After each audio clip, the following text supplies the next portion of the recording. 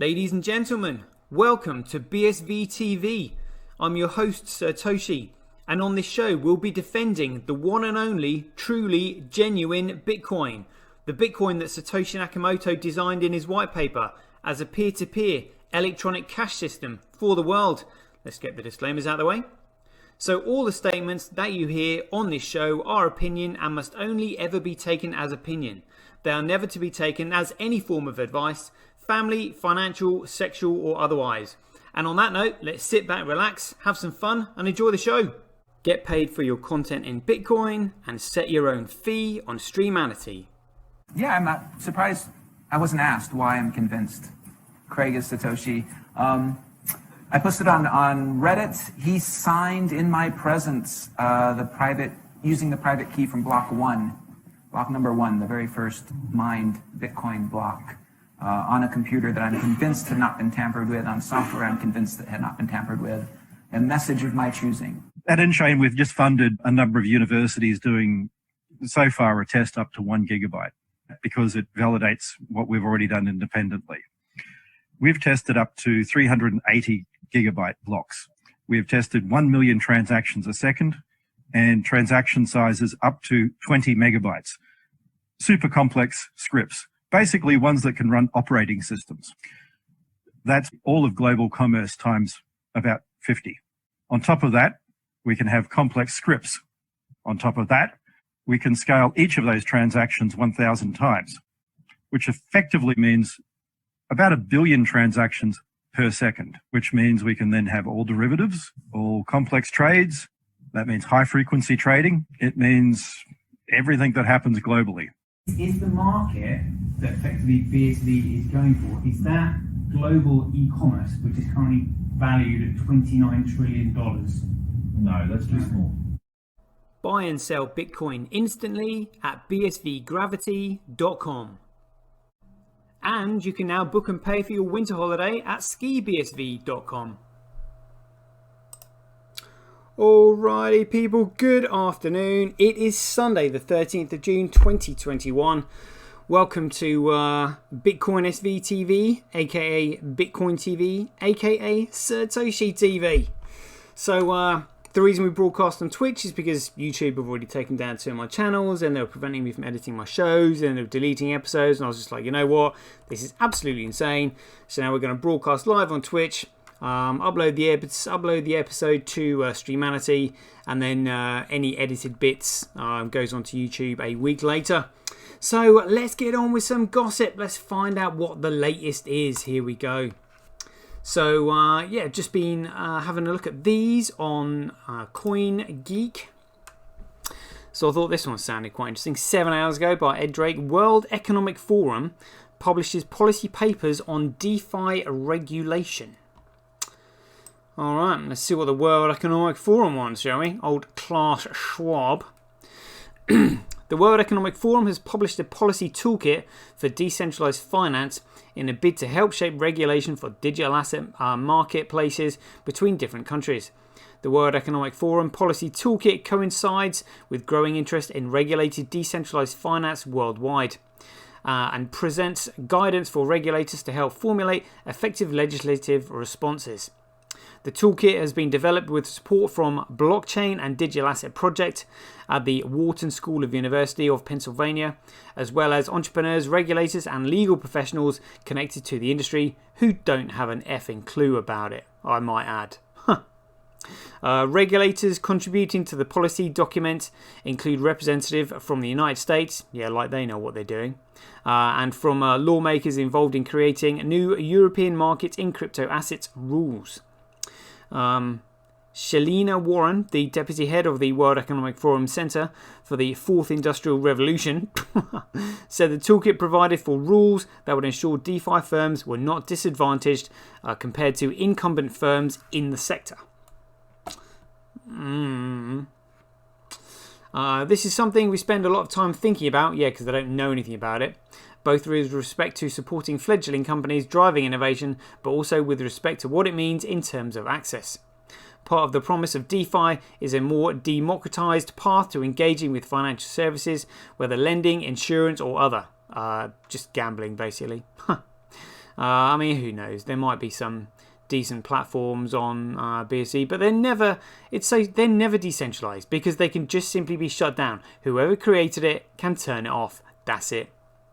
The cost of compliance can, in some cases, mean that certain participants are discouraged from entering the market, which both stifles innovation and replicates the existing power differential in the current system. I mean, they call it decentralized finance. What about all these rug pulls that have happened? What about all these other supposedly decentralized projects that have just simply run off with people's money? It's ridiculous. In particular, Warren said that the decentralization was crucial to the success of the DeFi ecosystem, especially in delivering effective governance for the fledgling sector. Again, you can't be decentralized with governance. Not really. I'm passionate in my view that decentralization is critically important to the DeFi ecosystem. The most exciting opportunities in the DeFi ecosystem are tied to this aspect, especially when it comes to governance. They really don't have a clue. Really don't have a clue. Not at all. There wasn't really too much on Cointelegraph that I saw. What's this? Crypto markets tumble after miners unload 5,000 BTC in 1 week. When was that? 8th of June. That was a few days ago, really. That's an old one. I didn't really see anything that took my interest here, to be honest with you. I mean, just NFTs and all the market says this, another step towards a cashless society. They have no idea that Bitcoin is a commodity. It's a product. And the product is data sovereignty. It's the most valuable commodity on earth. And these guys are just treating it and talking about it like it's your average shitcoin, really, because that's all they know, to be honest. I thought this one was quite interesting. Block 1 pays $27.5 million to settle class action lawsuit.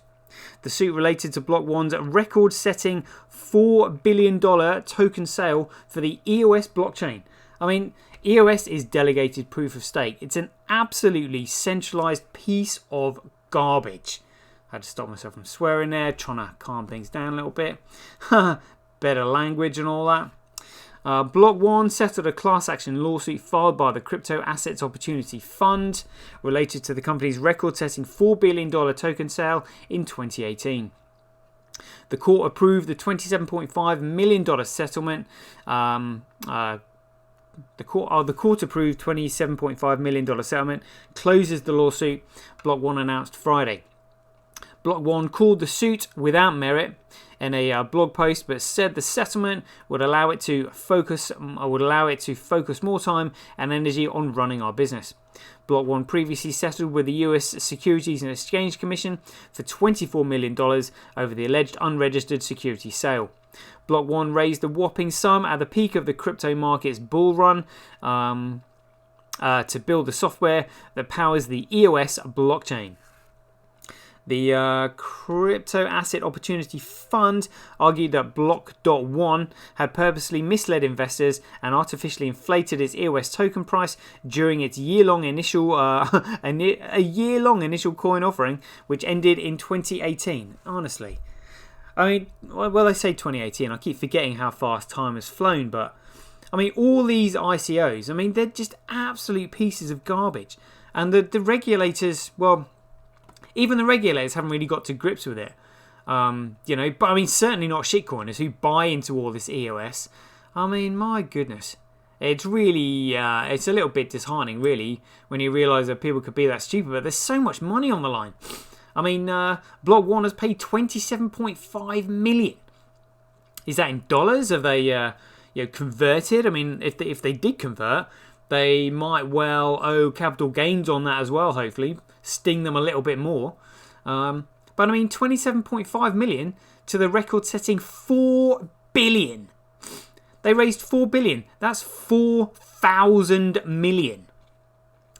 They raised 4,000 million, which was an illegal ICO offering, and they've just been slapped on the wrist with 27 million. It's not even 100 million. It's not even $500 million. Like, good grief. Yeah, it's just absolutely nothing. And the money in this space is crazy at the moment. But that's because it's early days. But I think that's just a reflection of what's to come with all of us genuine Bitcoiners in BSV at the moment. Would be nice. Check this one out. So this one says a British man duped out of $282,000 in brutal crypto scam. I mean, again, it's just scam and all that. But down here, it said on June 2nd, Apple co-founder Steve Wozniak lost his court case against YouTube after scammers used his image in videos to defraud users. The Santa Clara County Court ruled that under US federal law, online platforms are not responsible for user-uploaded content.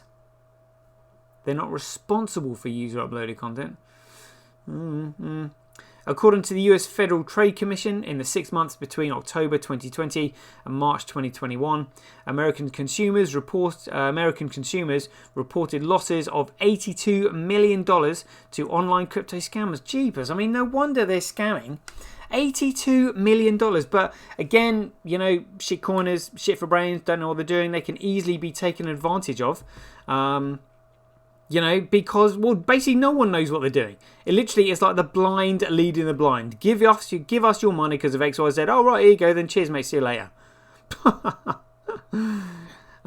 So down under, the situation looks just as bad. The Australian Competition and Consumer Commission reported this month that Australians paid $20.5 million in Coolcoin and other cryptocurrencies to scammers last year. I mean, that's quite a big sum, isn't it? Perhaps it's time to reiterate the obvious. People looking to get into crypto have plenty of reputable on-ramps at their disposal. For the love of crypto, don't rely on unsolicited communications from unknown senders promising digital jackpots. Yeah, I mean, it's just disheartening, really, to be honest with you. That's all I can say on that one. What was this? Oh, this one was funny. So this one was from Decrypt. Obviously, I couldn't resist it. I mean, look at the title. This article was June 8th, 10-minute read. I'm not going to read all of it then. But who is Satoshi Nakamoto, the creator of Bitcoin? Seriously, they haven't figured it out yet. Jeepers.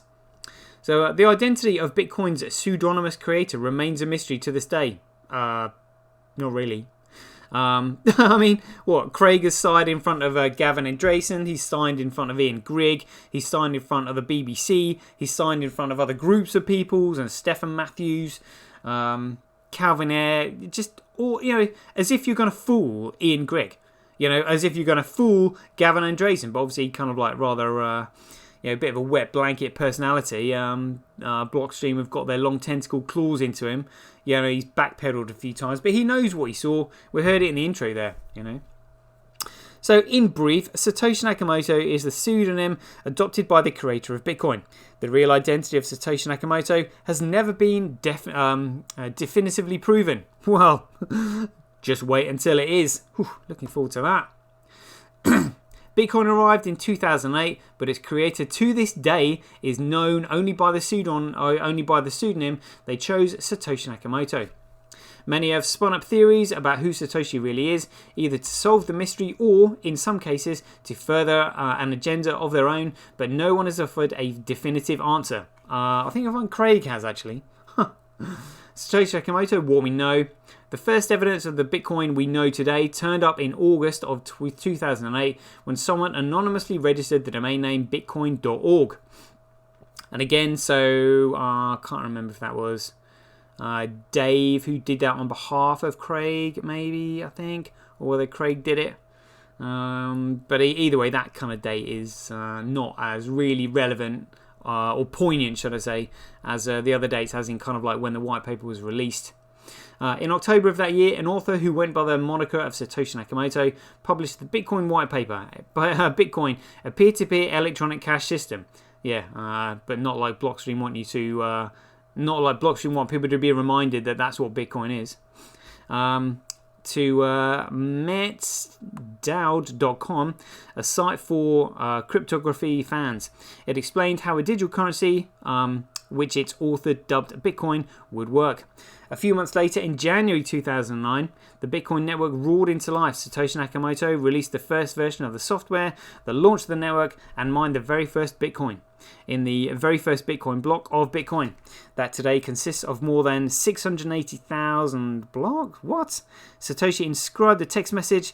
The message in that so-called Genesis block reads, "The Times, 3rd of January 2009, Chancellor on brink of bailout, second bailout for banks." As well as providing a timestamp for the creation of the Bitcoin, it refers to an article published by the Times newspaper. The choice of the Times has prompted speculation that Satoshi may well have been based in the UK and that their motivation for creating Bitcoin was linked to the instability caused by fractional reserve banking. Blah, blah, blah, blah, blah.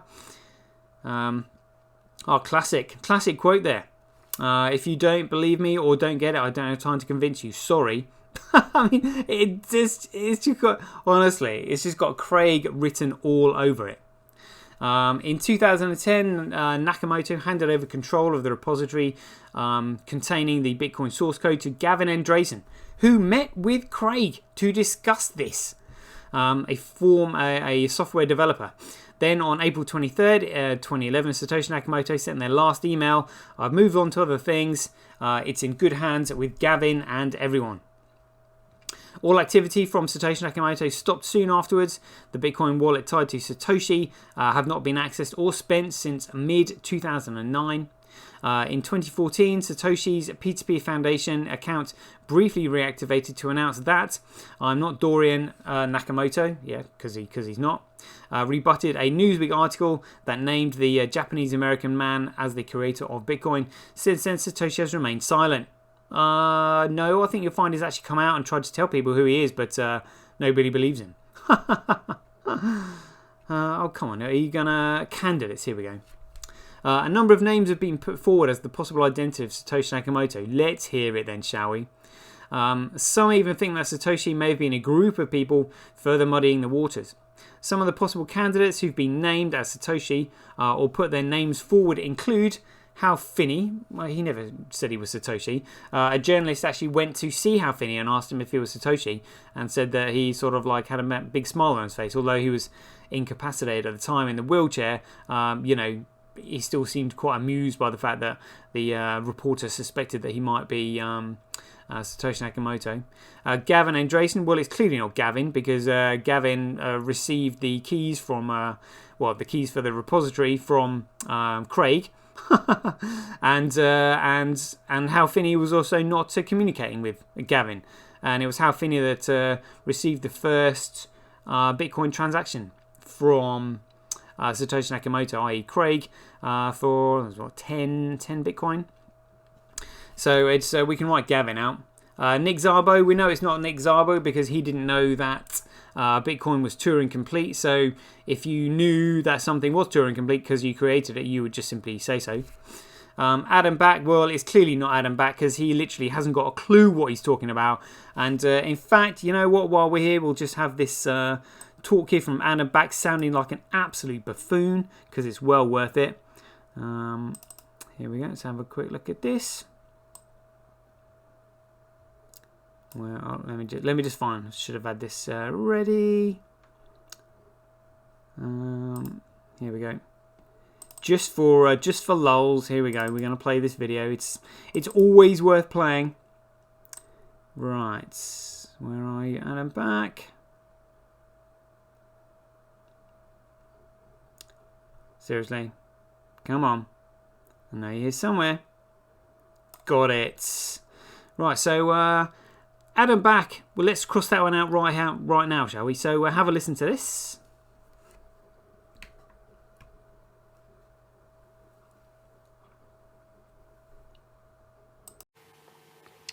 Hi Adam, I got a question from a live viewer.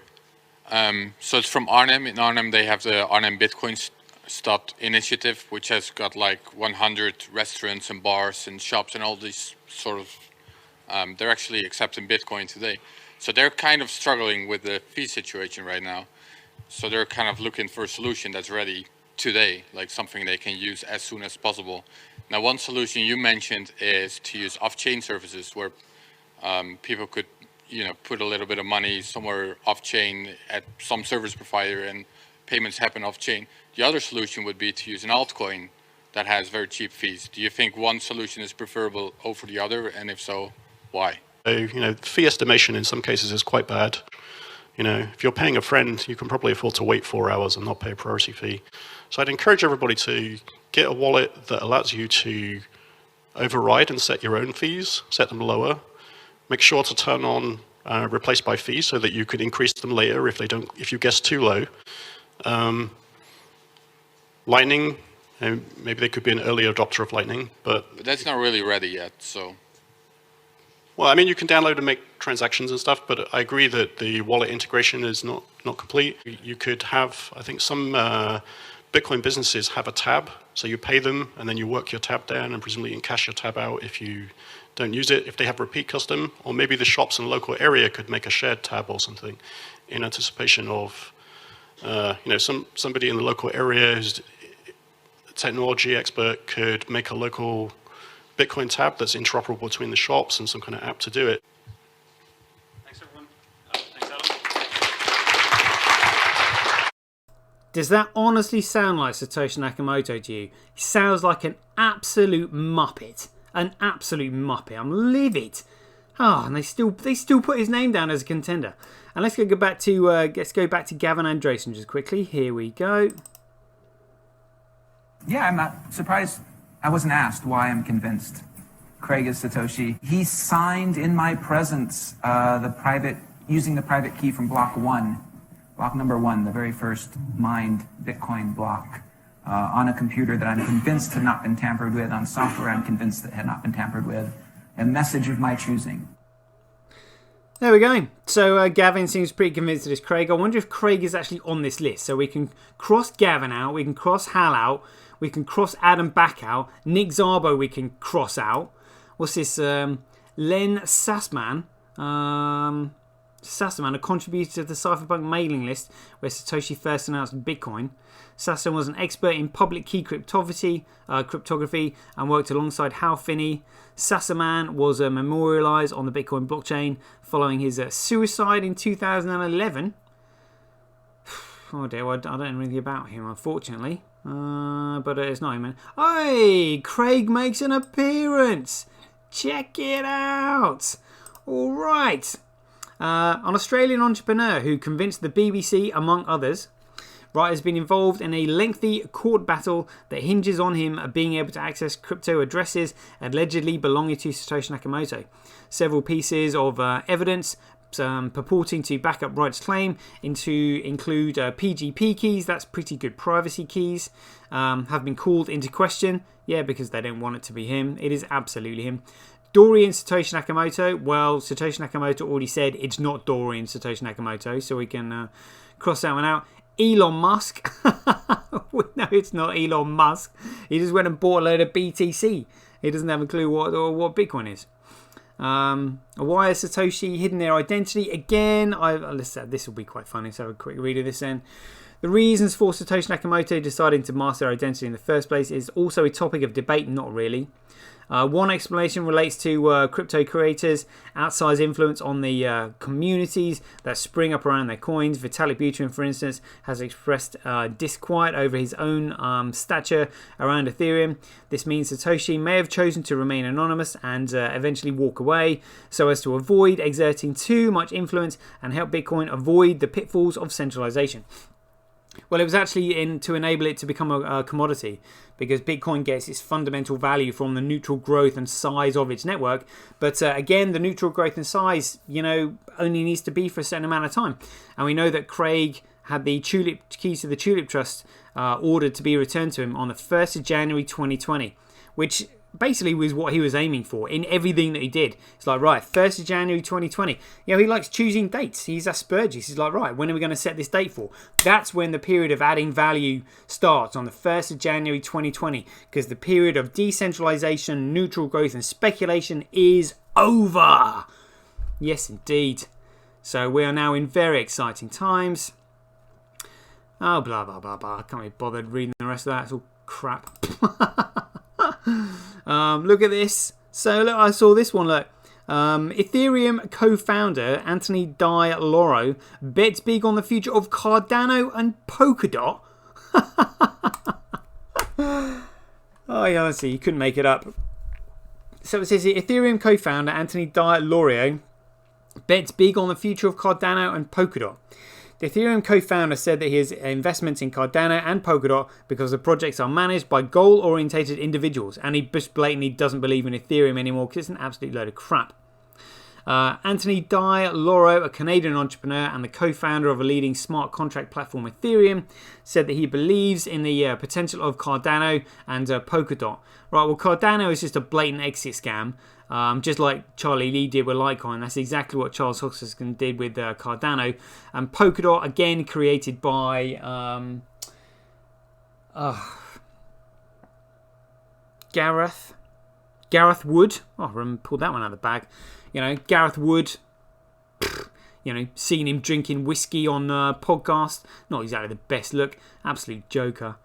In an interview with crypto proponent Anthony Pompilano, Di Loro, who is also the CEO and co-founder of Canadian blockchain startup Decentral and crypto wallet Jaxx, revealed that he has a diversified investment portfolio featuring several top projects because he doesn't have a clue about the fundamental values of where they come from, including Cardano and Polkadot. Well, honestly, what an absolute shit show we're in.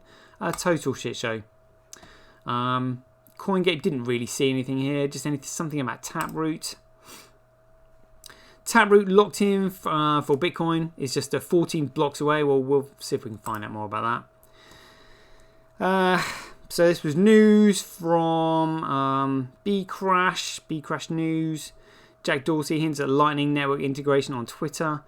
I mean, what has BTC or BTC news.bitcoin become? Yeah, an absolute shit show, just promoting more and more shitcoins. This was the one I wanted to take a look at here. So this was 19 hours ago. Stock to Flow creator says 288k still in play. Mike McGlone sees an ace up Bitcoin sleeve. Is that really utter wishful thinking? Good grief. So the popular Twitter account and creator of the Bitcoin Stock to Flow S2F, which is Stock to Flow price model, explains that 288k is still in play. Meanwhile, data from the exchange Deribits show there's 425 Bitcoin call options with a strike price of $200,000 set for December 31st, 2021. Well, I mean, again, I don't call prices anymore because I've just realised just how unbelievably daft and stupid the market is. You know, and it's completely manipulated. Like we've seen the exchanges cashing out because obviously they know it's got fundamental value, but then we've just seen however many $1 billion of tethers going in, you know, counteracting that, and then because of the liquidity squeeze has basically caused a spike in the price. You know, it shot up to like $60,000. Now it's down to like what, 35, something like that. You know, you just never know what's going to happen with the price. But I mean, you know, the only reason people are buying it is so they can try and dump on someone later on. So if they think that BTC is going to be $200,000, it means they're expecting somebody to buy it at $200,000 so they can then offload it on them. You know, and it doesn't do anything. It doesn't do anything. This is the most stupid thing ever. You know, there is no value in this whatsoever. So I mean, everyone's going on about this guy saying, "Oh, a stock to flow, he must know what he's talking about." He's no clue. You know, he's like comparing it to like things that you store. That, you know, stock to flow. You know, Bitcoin is a utility provider. You know, but we know this anyway. Yeah, nothing really on these other news sites. So before we shoot off, let's just remind ourselves just quickly to of what we're looking at here. Yeah. Look at that, 55.2% of the transactions on the Bitcoin network. 78.9% of the overall block size. Absolutely beautiful. And let's see if we're over 21 gigabytes yet. Alright, let's see. Oh, check it out. 21.06. You absolute beauty. Love it. And what else should we look at just quickly? Let's have a look at the BSV USD price, genuine Bitcoin versus US dollar. Preview in the top left of the screen frame saying $162, amazing. And Shitfinex saying 164. Sorry for this guy. Oh, little spike in the price there. And let's just have a look at Bitcoin versus shitcoin. So BSV versus genuine Bitcoin versus shitcoin BTC. Let's have a look. How are we doing? Where are we? Oh, candle down, but still holding its own. That's all right. Okay, that'll do for today. Hope you enjoyed the show. As ever, be aware, take care, stay safe out there. Joy given. Catch you guys later. Get paid for posting your pics on Relica. Download the app now at www.getrelica.com. Get your tweet etched on Twitch, forever on the Bitcoin blockchain. Do it today at www.jointwitch.com. BuyBSV.live, the best place to buy Bitcoin SV online.